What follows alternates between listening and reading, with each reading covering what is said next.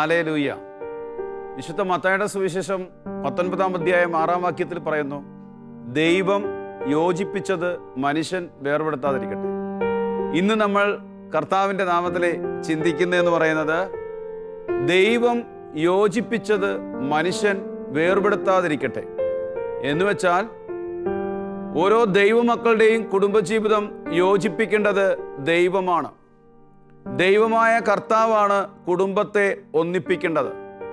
മനുഷ്യൻ ഏകനായിരിക്കുന്നത് നന്നല്ല, അവന് ചേർന്നണേ ഞാൻ നൽകുമെന്നാണ് ദൈവമായ കർത്താവ് പറഞ്ഞത്. നിങ്ങൾ തിരഞ്ഞെടുക്കുമെന്നല്ല. അപ്പൊ ദൈവം തരുന്നത് ഏറ്റവും സുന്ദരമാണ്. ദൈവകരങ്ങളിൽ നിന്നാണ് ദൈവമക്കൾ എല്ലാം സ്വീകരിക്കേണ്ടത്. പ്രത്യേകിച്ച് കുടുംബവും കുടുംബ ബന്ധങ്ങളും സ്വീകരിക്കേണ്ടത് ദൈവകരങ്ങളിൽ നിന്നാണ്. ദൈവത്തിൻ്റെ മനസ്സറിഞ്ഞ് ഈ ഭൂമിയിൽ ജീവിക്കുമ്പോൾ മാത്രമേ ദൈവത്തിൻ്റെ കരങ്ങളിലായിരിക്കുന്നതെല്ലാം നമുക്ക് ചോദിച്ച് നേടിയെടുക്കാനേ കഴിയുള്ളൂ. എബ്രായ ലേഖനത്തിലെ 13-ാം അധ്യായത്തിൽ 4-ാം വാക്യത്തിൽ പറയുകയാണ്, എല്ലാവരുടെയും ഇടയിൽ വിവാഹം മാന്യമായി കരുതപ്പെടട്ടെ, മണവറ മലിനമാകാതിരിക്കട്ടെ. എല്ലാവരുടെയും ഇടയിൽ വിവാഹം മാന്യമായി കരുതപ്പെടാൻ ഇടയാകട്ടെ എന്നാണ്. ദൈവമക്കളായ മാതാപിതാക്കള് മക്കൾ ജനിക്കുമ്പോൾ തന്നെ മക്കളുടെ ഭാവിക്ക് വേണ്ടി നിരന്തരം പ്രാർത്ഥിക്കുകയും നിരന്തരം കണ്ണുനീരൊഴിക്കുകയും ചെയ്യണം. ഈ കാലഘട്ടത്തിൽ പ്രത്യേകിച്ച് തിന്മ നിറഞ്ഞ ഈ കാലഘട്ടത്തിൽ മക്കൾ കുറ്റമറ്റവരായി തീരുവാൻ വേണ്ടി മാതാപിതാക്കളുടെ പ്രാർത്ഥന ഒരു പിൻബലമായി തീരണം. അതുപോലെ തന്നെ അവരുടെ വളർച്ചയുടെ കാലഘട്ടത്തിൽ അവർ നശിച്ചു പോകാതിരിക്കുവാനും ദൈവത്തിൻ്റെ മനസ്സറിഞ്ഞ് ദൈവകരങ്ങളിൽ നിന്നും എല്ലാം മക്കൾ സ്വീകരിക്കുവാൻ വേണ്ടി മാതാപിതാക്കള് നിരന്തരം ഒരു പ്രാർത്ഥന രൂപപ്പെടുത്തിയെടുക്കണം. ഇസഹാക്കിന് 40 വയസ്സായപ്പോൾ അബ്രഹാം തൻ്റെ മകൻ്റെ ഭാവിയെക്കുറിച്ചുള്ള ഉത്കണ്ഠയും ആകുലതയും വർദ്ധിച്ചപ്പോൾ അബ്രഹാം തൻ്റെ ദാസനെ വിളിച്ചിട്ട് അബ്രഹാമിൻ്റെ തുടയിൽ കൈവച്ച് സത്യം ചെയ്യിപ്പിക്കുകയാണ്. തൻ്റെ കുലത്തിൽപ്പെട്ട ഒരു വ്യക്തിയെ മാത്രമേ എൻ്റെ മകന് ഭാര്യയായി സ്വീകരിക്കാവുള്ളൂ. ദൈവഭയമുള്ള ദൈവസ്നേഹമുള്ള ഒരു ദാസനെ വിളിച്ചിട്ടാണ് തൻ്റെ മകന് പെണ്ണിനെ അന്വേഷിക്കുവാൻ വേണ്ടി പറഞ്ഞു വിടുന്നത്. ഇനി ആ ദൂതൻ ചെയ്തെന്താണ്? ഇസഹാക്കിൻ്റെ വധുവിന് വേണ്ടി ദൈവത്തിനു മുമ്പിൽ ആ ദൂതൻ മുട്ടുമടക്കി കണ്ണുനീരൊഴുക്കി പ്രാർത്ഥിച്ചിട്ട് 3-4 അടയാളങ്ങൾ ചോദിച്ചു മേടിക്കുകയാണ്. ഇന്ന് പലരും ചെറുക്കനെയും പെണ്ണിനെ അന്വേഷിക്കാൻ വേണ്ടി കരസ്മാറ്റിക്കാരുടെ പ്രാർത്ഥിക്കുന്നവരോട് മെസ്സേജ് ചോദിക്കുകയാണ്. പ്രിയപ്പെട്ടവരെ, നിങ്ങളാരും മക്കളുടെ വിവാഹത്തിന് വേണ്ടി മെസ്സേജ് ചോദിക്കരുത്. മെസ്സേജ് ആരെങ്കിലും പറയുന്നെങ്കിൽ തന്നെ അത് തെറ്റാണ്. വിവാഹത്തിന് വേണ്ടി മെസ്സേജ് പറയരുതെന്നുള്ളതാണ് ദർശനങ്ങളുടെ വരങ്ങളുടെയും ഉപയോഗിക്കുന്നതിൻ്റെ നിയമവശം തന്നെയാണ്. അതിൻ്റെ ക്രമം തന്നെ ആ വക കാര്യങ്ങളിൽ മെസ്സേജ് ഒന്നും പറയരുത്. മറിച്ച് പ്രാർത്ഥിച്ചൊരുങ്ങി ദൈവകരങ്ങളിൽ നിന്നും തൻ്റെ മകൾക്ക് തൻ്റെ മകന് വേണ്ടി വധുവിനെയും വരനെയും സ്വീകരിക്കുവാൻ മാതാപിതാക്കള് ഒരായുസോളം ഒരുങ്ങേണ്ടതായിട്ട് തന്നെയുണ്ട്. ദൈവകരങ്ങളിൽ നിന്നും അവിടെ കാണാൻ സാധിക്കുന്നുണ്ട്. പ്രിയപ്പെട്ടവരെ, അബ്രഹാം തൻ്റെ വിശ്വസ്തനായ ഒരു മൂന്നാമനെ അയക്കുകയാണ്. നമ്മളിന്ന് മൂന്നാമനെയും ബ്രോക്കർമാരെയൊക്കെ അയക്കുമ്പോൾ അവർക്ക് വേണ്ടി ആദ്യം പ്രാർത്ഥിക്കണം. നമ്മൾ കൊടുക്കുന്ന പണത്തിൽ അവർ ശ്രദ്ധ വെക്കാതെ ദൈവസ്നേഹമുള്ള ഇത്തരക്കാരെ കിട്ടുവാനും അവര് അനുയോജ്യമായത് കണ്ടെത്തുവാനും അവർ നമ്മുടെ മകളെ വഞ്ചിക്കാതിരിക്കുവാനും വേണ്ടി അവരിൽ ദൈവസ്നേഹം നിറയാൻ വേണ്ടി ശക്തമായി പ്രാർത്ഥിച്ച് ഒരുക്കി തന്നെ വിടുമ്പോഴാണ് ഇത് നടക്കുക. തോബിത്ത് തൻ്റെ ജീവിതത്തിൽ വളരെയേറെ തകർച്ചകളിലൂടെ കടന്നുപോയൊരു മനുഷ്യൻ. ഒരു കാലഘട്ടത്തിൽ സമ്പത്തുണ്ടായിരുന്നു, അനേകർക്ക് ദാനധർമ്മം ചെയ്തു, അനേകരെ സഹായിച്ച് ദൈവത്തെ സ്നേഹിച്ചു മകനെ കുഞ്ഞുനാൾ മുതലേ വിശ്വാസത്തിലും വിശുദ്ധിയിലും വിശ്വസ്തതയിലും വളർത്തിക്കൊണ്ടുവന്നു. അങ്ങനെ ഇരിക്കുമ്പോൾ സമ്പത്ത് മുഴുവൻ പെട്ടെന്ന് ക്ഷയിക്കുന്നു, കണ്ണിന് കാഴ്ച നഷ്ടപ്പെടുന്നു, ഭാര്യ തോബിത്തിനെ തള്ളിപ്പറയാണ്. ആ സമയങ്ങളിലെ തൻ്റെ മകനെക്കുറിച്ചുള്ള ആദി ഹൃദയത്തിലേക്ക് വന്നപ്പോൾ ദൈവ തിരുസന്നിധിയിൽ ചങ്കുപൊട്ടി കരയുകയാണ് ഒരപ്പൻ മകന് വേണ്ടി കരയുന്നു, മകൻ്റെ ഭാവിക്ക് വേണ്ടി കരയുന്നു. ദൈവത്തെ സ്നേഹിച്ച തോബിത്തിൻ്റെ നിലവിളിയുടെയും സങ്കടത്തിൻ്റെയും ഒടുവിൽ വലിയൊരു ശാന്തത അനുഭവപ്പെടുമ്പോൾ വലിയ ദർശനം തോബിത്തിന് അനുഭവപ്പെടുകയാണ്. തൻ്റെ മകനെ ഹൃദയത്തോട് ചേർത്ത് പിടിച്ചുകൊണ്ട് തോബിത്ത് പറയുന്നൊരു ഉപദേശമുണ്ട്. മകനെ, നമ്മൾ ദരിദ്രനായി തീർന്നതിൽ നിനക്ക് ആദി വേണ്ട. നീ പാപത്തിൽ നിന്നും പിന്മാറി ദൈവത്തിന് ഇഷ്ടപ്പെടുന്ന ഈ പ്രവർത്തികൾ ചെയ്ത് ദൈവത്തിന് പ്രീതികരമായി ജീവിച്ചാൽ നിനക്ക് ഒരുപാട് സമ്പത്ത് വരും. ആ സമയം ഒരു മകനു വേണ്ടി അപ്പൻ ഒരു സ്ഥലത്തിരുന്ന് ദൈവസന്നിധിയിൽ പ്രാർത്ഥിക്കുമ്പോൾ മറ്റൊരു സൈഡിൽ സാറ എന്ന് പറയുന്ന ഒരു പെൺകുട്ടി കിളിവാതിലിനോട് ചേർന്ന് ജനലിനോട് ചേർന്ന് കണ്ണുനീര് പൊട്ടി ചങ്കു പൊട്ടി കരയാണ്. തൻ്റെ ഭാവിയെ ഓർത്തും തൻ്റെ അപ്പനെ ഓർത്തും കരയുകയാണ്. ഒരു രാത്രി 7 ഭർത്താക്കന്മാരെ പല ദിവസങ്ങളുമായിട്ടും പിശാച് കുടുംബജീവിതത്തിൻ്റെ മധ്യത്തിൽ കടന്നുകൂടിയിട്ട് അപഹരിക്കുകയാണ്. കുടുംബജീവിതത്തെ തകർക്കാൻ മറഞ്ഞിരിക്കുന്ന ഒരു ശക്തി എപ്പോഴും ഉണ്ട്. അതിനെ എതിർക്കണമെങ്കിൽ തെളിഞ്ഞു നിന്ന് പൊരുതുവാനുള്ള കൃപ നമ്മൾ സ്വീകരിക്കണം. സാറ 7 ഭർത്താക്കന്മാരെ സ്വീകരിച്ചു. ഓരോ രാത്രിയും 7 ഭർത്താക്കന്മാരുടെയും ജീവൻ അപഹരിച്ചു. ഒടുവിൽ തൂങ്ങി മരിക്കാമെന്ന് തോന്നിയാണ്. ഹൃദയത്തിൻ്റെ വേദന സഹിക്കാൻ വയ്യാതെ എല്ലാറ്റിലും ഉപരിയായിട്ട് 7 ഭർത്താക്കന്മാരെയും കൊന്നത് സാറായാണെന്നുള്ള കുത്തുവാക്കുകൾ കേട്ട് മടുത്തുപോയി സാറായ്ക്ക്. എന്നെ കേൾക്കുന്ന നിങ്ങളുടെ ജീവിതത്തിലും കുടുംബജീവിതത്തിലും ഒരുപാട് വേദനകളിലൂടെയും നൊമ്പരങ്ങളിലൂടെയും നിങ്ങൾ കടന്നു പോകുമ്പോഴും അമ്മായിമ്മയിൽ നിന്നും നാത്തൂനിൽ നിന്നും പ്രിയപ്പെട്ടവരിൽ നിന്നും ചില വാക്കുകൾ നിങ്ങളെ തളർത്താതില്ലേ? സാറായെ തളർത്തി. അതുകൊണ്ടാണ് സാറ ആത്മഹത്യയെ കുറിച്ച് ചിന്തിച്ചത്. അപ്പോഴും തൻ്റെ പിതാവിനോടുള്ള സ്നേഹത്തെ പ്രതി ആ മനസ്സ് മാറ്റി. ഒടുവിൽ അവൾ തിരിച്ചറിയുകയാണ്, ഇത് ദൈവത്തിനെ പരിഹരിക്കാൻ കഴിയുള്ളൂ. ജനലിൻ്റെ മധ്യേ മാറി നിന്നുകൊണ്ട് ചങ്കുപൊട്ടി നിലവിളിക്കുന്ന സമയത്ത് ദൈവത്തിൻ്റെ പരിശുദ്ധാത്മാവ് സാറയുടെ പ്രാർത്ഥന സ്വീകരിച്ചു. ഈ വരികൾ എഴുതിയിരിക്കുകയാണ്. ഇരുവരുടെയും പ്രാർത്ഥന ദൈവസന്നിധിയിലെത്തി. ഒരു സൈഡിൽ മകനെക്കുറിച്ചുള്ള വേദനയിൽ അപ്പൻ പ്രാർത്ഥിക്കുന്നു, മറ്റൊരു സൈഡിൽ മരുമകളാകാൻ വരാനിരിക്കുന്ന പെണ്ണിൻ്റെ നിലവിളിയും പ്രാർത്ഥനയും. രണ്ടുപേരുടെയും പ്രാർത്ഥന ഒരേ സന്നിധിയിലെത്തുന്നു. അങ്ങനെയാണ് തോബിയാസ് സാറാനെ ജീവിതസഖിയായി സ്വീകരിക്കുന്നത്. സന്തോഷകരമായ കുടുംബജീവിതം, ആനന്ദകരമായ ഒരു കുടുംബജീവിതം നയിക്കാൻ അവരെ പ്രേരിപ്പിച്ചത് അത് തന്നെയാണ്. പ്രിയപ്പെട്ടവരെ, ഹെബ്രായ ലേഖനത്തിൽ പൗലോസ്ലീഹ പറഞ്ഞില്ലേ, വിവാഹം മാന്യമായി കരുതപ്പെടട്ടെ, മണവറ മലിനമാക്കരുത്. എന്ന് വെച്ചാൽ ദൈവം ആശീർവദിക്കാത്ത, ദൈവം ആഗ്രഹിക്കാത്ത ഒരു പെൺകുട്ടി, ഒരു പുരുഷൻ നമ്മുടെ കുടുംബത്തിലേക്ക് വന്നാൽ, നമ്മുടെ മക്കളുടെ ജീവിതത്തിലേക്ക് വന്നാൽ കുടുംബം തകരും. അന്യമതത്തിൽപ്പെട്ട ഒരു വ്യക്തി കർത്താവിനെ ആരാധിക്കുന്ന ഒരു വ്യക്തിയുടെ ജീവിതത്തിലേക്ക് വരുമ്പോൾ അവിടെ ഒരു വിള്ളലുണ്ടാകും. ബൈബിളിൽ ഏറ്റവും ജ്ഞാനമുണ്ടായിരുന്ന, ജ്ഞാനം കൊണ്ട് അതിസമ്പന്നനായ ഒരു വ്യക്തിയുടെ പേരാണ് സോളമൻ. 1 രാജാക്കന്മാരുടെ പുസ്തകത്തിൽ 11-ാം അധ്യായത്തിൽ ഹെഡിങ്ങിൽ എഴുതിയിരിക്കുകയാണ് സോളമന്റെ അധപ്പതനം. കാരണം 2-ാം വാക്യത്തിൽ ഇങ്ങനെ പറയുന്നു, സോളമന് ദൈവം പ്രത്യക്ഷപ്പെട്ടിട്ട് 2 പ്രാവശ്യം പറഞ്ഞു, സോളമൻ, നിങ്ങൾ അവരുമായി വിവാഹബന്ധത്തിൽ ഏർപ്പെടരുത്. അവർ നിങ്ങളുമായും അവർ നിങ്ങളുടെ ഹൃദയം അവരുടെ ദേവന്മാരിലേക്ക് വശീകരിച്ച് കളയുമെന്ന് അവരെക്കുറിച്ച് കർത്താവ് അരുളി ചെയ്തിട്ടുണ്ട്.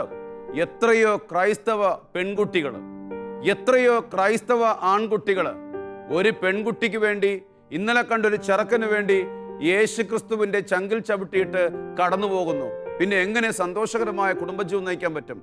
ഞാൻ പറയുന്നത് ക്രൈസ്തവ പെൺകുട്ടി ആയിക്കോട്ടെ, ആരായിട്ട് നല്ലൊരു കുടുംബജീവിതം കഴിക്കാൻ വേണ്ടിയാണ്, നല്ലൊരു ജീവിതം നയിക്കാൻ വേണ്ടിയാണ് പല പെൺകുട്ടികളും ചില കെണിയിൽ ചെന്ന് വീഴുന്നത്.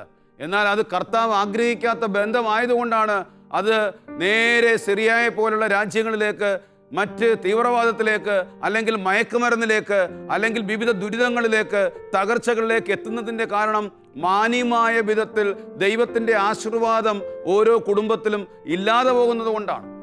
കർത്താവിനെ ഉപേക്ഷിച്ചുകൊണ്ട് മാതാപിതാക്കളുടെ ചങ്കിൽ ചവിട്ടിക്കൊണ്ട് ഇഷ്ടപ്പെട്ടൊരു പെൺകുട്ടിയും ഇഷ്ടപ്പെട്ടൊരു ആൺകുട്ടിയുമായിട്ട് എനിക്ക് ജീവിക്കണമെന്ന് പറഞ്ഞ് ഇറങ്ങിത്തിരിക്കുമ്പോൾ ഒരുപാട് കഷ്ടപ്പാടുകൾ അനുഭവിക്കേണ്ടി വരുമെന്നുള്ള കാര്യം തിരിച്ചറിയണം പ്രിയപ്പെട്ടവരെ. CCC 1601 പറയുകയാണ്, മാമോദീസ സ്വീകരിച്ച 2 വ്യക്തികൾ തമ്മിലുള്ള ഈ ഉടമ്പടിയെ കർത്താവായ ക്രിസ്തു ഒരു പദവിയിലേക്ക് ഉയർത്തിയിരിക്കുകയാണ്. മാമോദീസായിലൂടെ ദൈവമക്കളുടെ സ്ഥാനം ഉറപ്പിച്ച 2 വ്യക്തികളാണ്. അവരൊരു ഉടമ്പടിയിലൂടെ ക്രിസ്തു വലിയ ഒരു പദവിയിലേക്കാണ് ഉയർത്തിയിരിക്കുന്നത്. അപ്പോൾ മാമോദീസായിലൂടെ ലഭിച്ച പരിശുദ്ധാത്മാവിനാലും കൂദാശ പരികർമ്മത്തിലൂടെ ലഭിച്ചിരിക്കുന്ന യേശുക്രിസ്തുവിൻ്റെ സാന്നിധ്യത്താലും പരിപോഷിപ്പിക്കപ്പെടേണ്ട കുടുംബജീവിതങ്ങൾ ദൈവം ആഗ്രഹിക്കാത്ത, ദൈവം ആശീർവദിക്കാത്ത വ്യക്തികൾ തമ്മിലുള്ള ഉടമ്പടി വഴി സംഭവിക്കുക എന്ന് പറയുന്നത് സോളമനോട് പറഞ്ഞതാണ്. അവർ നിങ്ങളുടെ ഹൃദയങ്ങൾ അവരുടെ ദേവന്മാരിലേക്ക് വശീകരിച്ച് കളയും. കർത്താവ് കൂദാശ പരികർമ്മം ചെയ്യുന്നില്ല എങ്കിൽ ഉത്തമമായൊരു ക്രൈസ്തവ കുടുംബം, ഉത്തമമായൊരു നല്ല കുടുംബം പടുത്തുയർത്താൻ ആർക്കും കഴിയുകയില്ല. CCC 624 ഇപ്രകാരമാണ് പറയുന്നത്: ഈ കൂദാശയുടെ റൂകാശന പ്രാർത്ഥന വേളയിൽ ക്രിസ്തുവും സഭയും തമ്മിലുള്ള സ്നേഹ കൂട്ടായ്മയായി പരിശുദ്ധാത്മാവിനെ ദമ്പതികൾ സ്വീകരിക്കുന്നു. പരിശുദ്ധാത്മാവിനെ സ്വീകരിക്കുന്നു. പരിശുദ്ധാത്മാവ് അവരുടെ ഉടമ്പടിയുടെ മുദ്രയും അവരുടെ സ്നേഹത്തിൻ്റെ വറ്റാത്ത ഉറവയായും അവരുടെ വിശ്വസ്തതയെ നവീകരിക്കുകയും ചെയ്യാണ്. സ്നേഹത്തിൻ്റെ വറ്റാത്ത ഉറവ എന്ന് വെച്ചാൽ നമ്മൾ പറഞ്ഞില്ലേ, ഭാര്യ ഭർത്ത ബന്ധം സ്നേഹത്തിൽ പടുത്തുയർത്തപ്പെടേണ്ടതാണ്. വറ്റാത്ത ഉറവയാണ്. അതിനാൽ കർത്താവ് പറയാണ്, വിവാഹമോചനം കർത്താവ് വെറുക്കുകയാണ്. മലാക്കി 2:16 പറയുന്നു, വിവാഹമോചനത്തെ കർത്താവ് വെറുക്കുന്നു. വിവാഹമോചനത്തെ കർത്താവ് വെറുക്കുകയാണ് പ്രിയപ്പെട്ടവരെ. 1 കൊറിന്ത്യോസ് 7:10 പറയുകയാണ്, വിവാഹിതരോട് ഞാൻ കൽപ്പിക്കുന്നു, ഞാനല്ല കർത്താവ് തന്നെ കൽപ്പിക്കുന്നു, ഭാര്യ ഭർത്താവിൽ നിന്നും വേർപിരിയരുത്, അതുപോലെ തന്നെ ഭർത്താവും. ഭാര്യ ഭർത്താവിൽ നിന്നും വേർപിരിയരുത്, അതുപോലെ തന്നെ ഭർത്താവും. കാരണം എന്താ? രണ്ടുപേരുടെയും വിവാഹ ഉടമ്പടി കൂദാശ പരികർമ്മം ചെയ്ത സമയത്ത് കർത്താവ് തന്നെയാണ് സാക്ഷി. ഇനി എന്നെ ശ്രദ്ധിക്കണേ പ്രിയപ്പെട്ടവരെ, ഞാനും നിങ്ങളും ദേവാലയത്തിന്റെ മധ്യഭാഗത്ത് വെച്ച് പരസ്പരം കൈകോർത്ത് പിടിച്ചുകൊണ്ട് ഒരു ഉടമ്പടി ചെയ്യുകയാണ്. ഈ നിമിഷം മുതൽ മരണം നമ്മെ വേർപെടുത്തും വരെ സന്തോഷത്തിലും സന്താപത്തിലും ദാരിദ്ര്യത്തിലും സമ്പത്തിലും ആരോഗ്യത്തിലും അനാരോഗ്യത്തിലും വിശ്വസ്തയോടെ ജീവിക്കാമെന്നും പറഞ്ഞൊരു ഉടമ്പടി ചെയ്യുമ്പോൾ ആരോടാണ് ചെയ്യുന്നത്? 2 വ്യക്തികൾ തമ്മിലുള്ള ഉടമ്പടിയല്ല. 2 വ്യക്തികൾ തമ്മിലുള്ള ഉടമ്പടിയല്ല. നമ്മുടെ മധ്യഭാഗത്ത് നിൽക്കുന്ന യേശു ക്രിസ്തുവിനെയും കൂടെ ചേർത്തിട്ടാണ് പറയുന്നത്, ഞാൻ നിങ്ങളെ എൻ്റെ ഭാര്യയായി, ഞാൻ നിങ്ങളെ എൻ്റെ ഭർത്താവായി. സഭയെയും യേശു ക്രിസ്തുവിനെയും കൂടെ ചേർത്തിട്ടാണ്, മധ്യഭാഗത്ത് നിർത്തിയിട്ടാണ് പുരുഷൻ സ്ത്രീയെയും സ്ത്രീ പുരുഷനെയും സ്വീകരിക്കുന്നത്. അങ്ങനെയെങ്കിൽ വിവാഹബന്ധം വേർപെടുത്തുന്ന വ്യക്തി ആദ്യം മുറിച്ചു മാറ്റുന്നത് കർത്താവിനെയാണ്. ഞാൻ നിന്നെ എന്നല്ല അവിടെ പറയുന്നത്, ഞാൻ നിങ്ങളെ എൻ്റെ ഭാര്യ എന്നാണ് പറയുന്നത്. നിങ്ങളെന്ന് പറയുമ്പോൾ കർത്താവും സഭയും അവിടെ വരികയാണ്. അങ്ങനെയെങ്കിൽ നിസ്സാര കാര്യങ്ങളിൽ ബന്ധം മുറിച്ച് കളയുമ്പോൾ അവിടെ നേരെ കർത്താവിനെയാണ് മുറിച്ച് കളയുന്നത്. അതാണ് മലാക്കി 2:16 കർത്താവ് പറഞ്ഞത്, വിവാഹമോചനത്തെ കർത്താവ് വെറുക്കുന്നു. കർത്താവ് വെറുക്കുന്ന ഒരു കാര്യമാണ് ഞാനും നിങ്ങളും ചെയ്യുന്നുവെങ്കിൽ എങ്ങനെ ഈ ഭൂമിയിൽ സന്തോഷകരമായ ഒരു ജീവിതം നയിച്ച്, എങ്ങനെ ഉത്തമമായ ക്രൈസ്തവ ജീവിതം നയിച്ച് സ്വർഗ്ഗത്ത് പോകാൻ പറ്റും? കർത്താവ് വെറുക്കുന്ന കാര്യം ചെയ്യുമ്പോൾ കർത്താവിനെ വെറുക്കില്ലേ? നമ്മൾ ഒരുപാട് ചിന്തിക്കേണ്ട ഒരു വിഷയമാണിത്. മലാക്കി 2:14 പറഞ്ഞില്ലേ, ഭാര്യയും നീയും തമ്മിലുള്ള ഉടമ്പടിക്ക് കർത്താവായിരുന്നു സാക്ഷി. ഭാര്യയും നീയും തമ്മിലുള്ള ഉടമ്പടിക്ക് കർത്താവ് സാക്ഷിയാണ്. ഇത് മനുഷ്യനല്ല. എത്രയോ മാതാപിതാക്കളാണ് പിണങ്ങി വീട്ടിൽ വന്ന് നിൽക്കുമ്പോഴത്തേന് തിരിച്ചു വിടാതെ നിമിഷങ്ങൾ കൊണ്ട് ബന്ധം വേർപിരിച്ചു കളയുന്നു, വിച്ഛേദിച്ചു കളയുന്ന മാതാപിതാക്കളെ കണ്ടിട്ടുണ്ട്. എന്ന് വെച്ചാൽ ചില പെൺകുട്ടികളെ കെട്ടിച്ചു വിട്ടുകഴിഞ്ഞാൽ അവരെ ജീവിക്കാൻ അനുവദിക്കാത്ത ചില അമ്മമാരെ കണ്ടിട്ടുണ്ട്, ചില മാതാപിതാക്കളെ കണ്ടിട്ടുണ്ട്. പ്രിയപ്പെട്ട മാതാപിതാക്കളെ, അവരെ കുരുതി കുടിക്കുകയാണ്. സത്യം പറഞ്ഞു കഴിഞ്ഞാൽ അവരെ കുരുതി കുടിക്കുകയാണ്. വിവാഹം മോചിപ്പിച്ചിട്ട് രജിസ്റ്റർ മാരേജ് ചെയ്ത് സുഖമായിട്ട് ജീവിക്കാൻ വേണ്ടി മക്കളെ ഒരുക്കി വിടുകയാണ്. കർത്താവ് മത്തായിയുടെ സുവിശേഷത്തിൽ 19-ാം അധ്യായത്തിൽ 10-ാം വാക്യത്തിൽ പറയുകയാണ്, മറ്റേതെങ്കിലും കാരണത്താൽ ഭാര്യയെ ഉപേക്ഷിച്ച് മറ്റൊരുവളെ വിവാഹം ചെയ്യുന്നുവെങ്കിൽ വ്യഭിചാരം ചെയ്യുകയാണ്. ഇത് പഠിപ്പിച്ചത് അപ്പോസ്തലന്മാരല്ല, ഇത് പഠിപ്പിച്ചത് കർത്താവായ യേശുവാണ്. ഇത് പഠിപ്പിച്ചത്. അപ്പോൾ അങ്ങനെയെങ്കിൽ മക്കളെ നിസ്സാര കാര്യങ്ങളിൽ വിവാഹബന്ധം വേർതിരിച്ചിട്ട് അവരെ വ്യഭിചാരം ചെയ്യുവാൻ വേണ്ടി തള്ളി വിടുന്നതിന് തുല്യമായി തീരുമാനമല്ല. തെറ്റിദ്ധരിക്കരുതും ദുർവ്യാഖ്യാനം ചെയ്യരുതും. വളരെ ഗൗരവപൂർണമായ എടുക്കേണ്ടതെന്നാണ് മക്കളുടെ കുടുംബജീവിതം. എൻ്റെ പ്രിയപ്പെട്ട മാതാപിതാക്കളെ, പിണങ്ങി വരുമ്പോൾ 1-2 ദിവസം ചേർത്ത് പിടിച്ചിട്ട് തിരിച്ചു പറഞ്ഞു വിടണം അവരോടൊപ്പം ജീവിക്കാൻ വേണ്ടി. അവിടെയാണ് ജീവിക്കേണ്ടത്.